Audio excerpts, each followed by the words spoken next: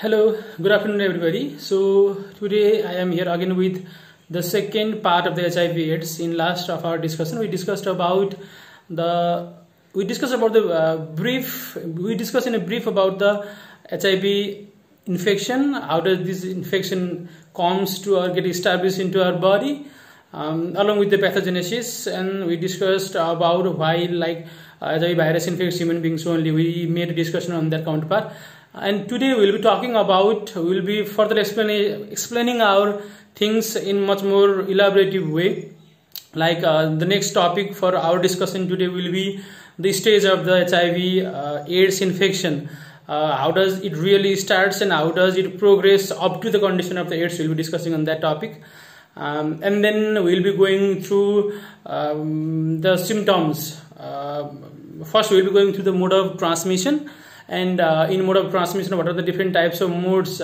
How does the disease really come to us? We'll be taking our concern into that thing, and then that will be followed by the symptoms. What are the symptomatic stage? What are the different categorical symptoms we normally see in the case of HIV infections and AIDS? We have been differentiating the symptoms into the minor symptoms and the major symptoms. That we will be discussing that too. And then we will be concluding our discussion, today's discussion, by the preventive measures. There are solid A, B, C, D, E, F, G, E, F, up to F. I have been making a mnemonics how we can be safe from the transmission. That will be also the discussion of today. So let's start the thing from the condition of the HIV or the stage of the HIV AIDS. So if we figure out the HIV infection, from the HIV infection to AIDS, normally there are three stages of the HIV infections or HIV infection in the stage. The first one is collagen window period, also called as carrier stage or carrier stage. Second is called as HIV positive, or it is also called as healthy carrier stage. And third is the AIDS itself, the condition of the AIDS we normally say. So let's go through it. What does it really means? The first, that is the window period. Window period, it lasts from few weeks up to 1 year. It depends upon person to person, like patient to patient. When the infection enters into our body, or when the virus enters into our body, the infection starts to get progress, and it is not that accurately identified in the laboratory. In laboratory, for the identification of the HIV virus, a virus is not taken as a key component to test whether a person is suffering from HIV infection or not. What it is taken in concern is the antibodies that is produced against that virus when the virus infects us. That is tested. So while testing the antibodies, what is the scenario is, it takes near about 6 months to 1 year for a person to develop the antibodies. So in the case, if a person is showing no antibodies, it doesn't mean that this person is not having the virus infection. So there may be the infection, but the antibody is not being produced. So when we routine that out in the laboratory, then normally that person comes with a negative result. So that condition is called as a window period. Window period is also called as a carrier stage. Carrier stage in the sense that if a person is in the window period, when he goes to the laboratory to test the blood, then he does not show any types of positive test. But if he is in close contact or a very nearby person, by all those mediums, methods, if the virus gets interested into the next person, then that person can transmit the virus to the next person. That is one of the dangerous period called as a window period. Second is HIV positive. In HIV positive, normally there is the positive. This word means the virus is seen in the laboratory. HIV positive, HIV virus is seen in the laboratory. The antibodies which is required for the positive test is present in an ample amount in the human body. So when they go for a kit test or rapid test, we normally say, in rapid test, then the antibodies is identified, which ultimately means that a person is suffering from HIV infection. And that this infection, it lasts from 5 years up to 17-20 years. there is no certain rules and regulations that a person will have this much time period lengthening as HIV positive, because it depends upon the immunity, it depends upon the concise level of the person, what type of diet he is having, what type of exercise modes he is following. That everything determines the person's time period in HIV positive infection. And in the last stage of the HIV positive, when he is very near to go to the stage of the AIDS, doctors and the medical professional doctors, they normally advise antiretroviral medicines. Antiretroviral medicines, ARV medicines, are simply the medicines. They do not kill the virus in the human body. What they do it, they simply disrupt the mechanism how the virus replicate into our body. If today the amount of the virus in our body is 100, then in the condition of the HIV positive, what it really happens is tomorrow it will be 200, the next day it will be 300. But if he is taking the antiretrovirus medicines, then if today it is 100, then tomorrow it will be 101, 102, 103. The virus replication process will be slowed down. Ultimately, that means the immune system will be depleted in very less amount, which ultimately means the AIDS, the condition of the AIDS will come very long back. So for that reason, normal person, the people, the medical person, they suggest for antiretroviral medicines. And when a person takes antiretroviral medicines, or the person who is not taking antiretroviral medicines, in these two categories, the AIDS is obviously the next thing that is coming to them, whether they are taking retroviral medicines or not. Antiretroviral medicines, those who are taking these medicines, for them AIDS will come in later stage after at least 15, 16, 17 years. And those who are not taking antiretroviral medicines, they can be in the stage of AIDS at like 5, 6 years. That is the difference. And AIDS, it is the last condition. The third stage is AIDS, AIDS is the short form of acquired immunodeficiency syndrome. It is the abbreviated form of acquired immunodeficiency syndrome. It is not a disease, it is a condition in a human body where our immune systems totally gets destroyed, and it fails in protection with other type of the infections. Normally our body, our immune system protects the virus with different types of pathogens, our immune systems, and this is assisted by these immune cells. When these immune cells are destroyed, then normally persons suffer from any types of disease. And in last conditions, in the later stage of the HIV infection, when the person is in the AIDS, a person doesn't die due to the AIDS. Other different virus disease, person die with different types of the complication due to the same type of virus. But in the case of HIV AIDS, the person doesn't die with the complications or the problems of the HIV virus. It only creates a conditions where the other types of minor types of infections gets opportunistic infection. We normally call them as an OI, opportunistic infection. In the last stage, what is seen is the person die with persistent diarrhea, the person die with syphilis, the person die with multiple tuberculosis, and the person die with a typical type of cancer of the skin, which is called as Kaposi sarcoma, is normally seen in these types of people who are in the last stage of the AIDS. So what we should know is AIDS, in the condition of the AIDS, person doesn't die with HIV infection, they die with the infection with other simple types of infection that really progress in this time. This is everything about the stage of the HIV virus.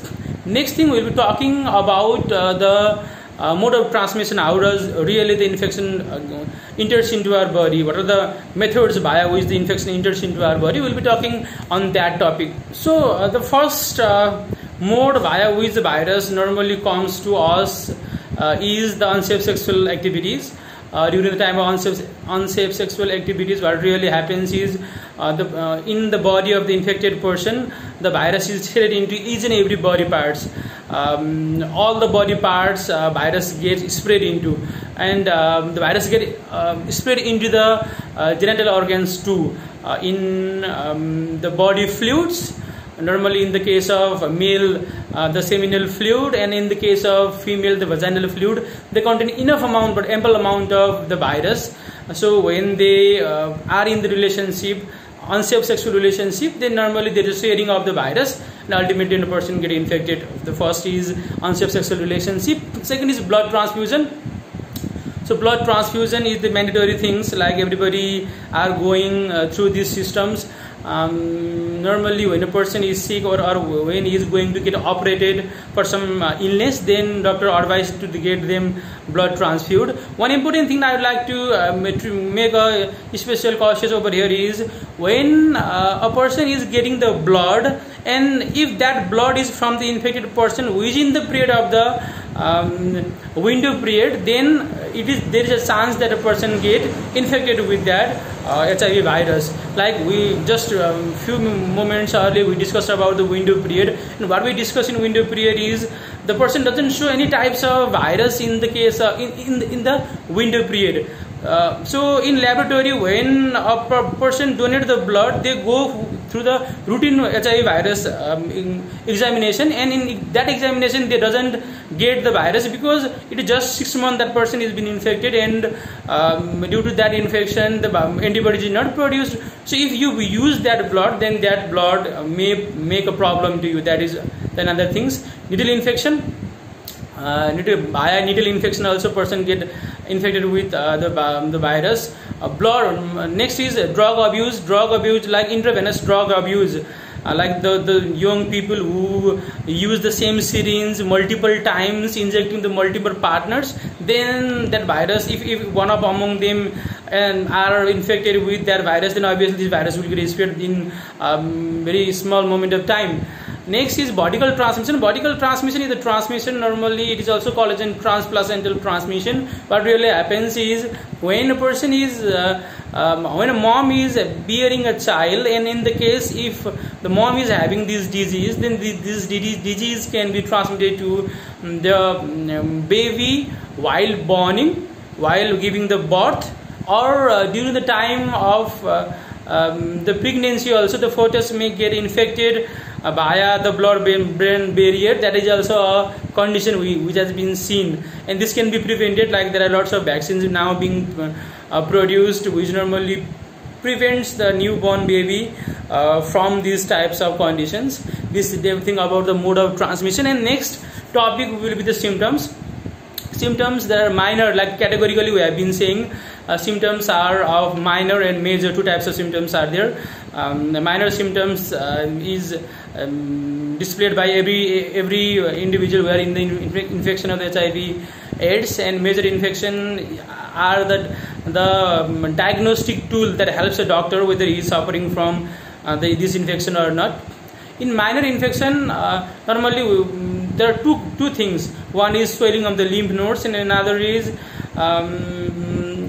flu-like symptoms. Flu-like symptoms is like runny nose and like allergy types of symptoms, fever, congestion in the nose, lots of things happens along with the skin rashes, everything they are the minor symptoms. And other important minor symptoms is swelling of the lymph nodes. Lymph nodes are the parts that are present throughout our body where our immune cells plays important role in defending, killing all those pathogens and antigens present in our body, and that starts to swell up. That is also important symptoms of HIV infection. And major infection, major part of infections, major parts of the symptoms comes with three symptoms. They are continuous diarrhea for 1 month, continuous body loss, continuous fever for 1 month, continuous diarrhea for 1 month, and loss of body weight by 10%. These three are the important major symptoms that is seen during the time of HIV infections. The terminating topic for today will be the preventive measures. How can we prevent from the HIV/AIDS? Let's start that too. So for preventive measures, like these preventive measures in venereal disease or sexually transmitted disease, I have been saying in the classes repeatedly that I have given you a mnemonics. The mnemonics is A, B, C, D, E. If you recite this in this way, then this mnemonics can be used to any types of the HIV infection, any type of sexually transmitted infections like syphilis we read, gonorrhea, chancroid, lots of other disease we read in EPS. For every types of the infection, these mnemonics can be used in the same way. So let's start. The first is ascetic behavior, showing or applying the ascetic behavior. Ascetic behavior or abstinence or Spartan lifestyle is something where a person limits the sexual activity, be far away from the sexual activity, remains isolated in some place.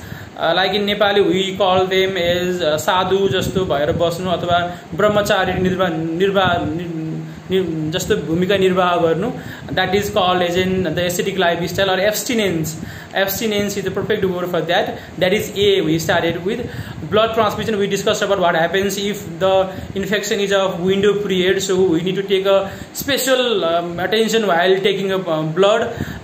In very last condition only we have to take a blood from unknown source. We have to make an emphasis in taking the blood from the known ones. We have a good sexual behavior, and like they who have not been infected, we may not be infected with such types of diseases. Next is C. A. A. Abstinence or ascetic lifestyle. B. Blood transfusion. And C is contraceptive device.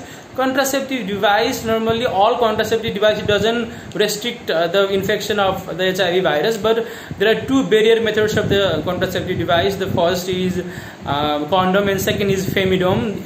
These two devices, they restrict the passage of the human body fluids or sexual fluids. So due to that reason, the transmission may not acquired to the healthy person. That is also one of the important thing. Next is intravenous drug abuse. A, B, C and D. D is drug abuse, and in drug abuse also intravenous drug abuse we have to restrict, we have to stop the intravenous drug abuse, so that the infection may not transmit to the next person. Next is A, B, C, D, E, education and awareness. I have been putting for that point. And E, F. Last point is a focus. Special focus will be done during the time of organ transplantation. As during the time of organ transplantation, the virus may have been spreading into multiple organs. So any organ, if you like to get transplant into a next healthy person, that should go through the routine examination for the different types of virus. Or in the case like today we are having the HIV discussion, so for the detection of the HIV, we have to go for the routine analysis whether that organ or the donor who is going to give the organ is having some sorts of infection or not. This is everything. I get the video has become quite long. It is 17 minutes already. So is there any confusion, please do leave the comment down in the comment section. Thank you.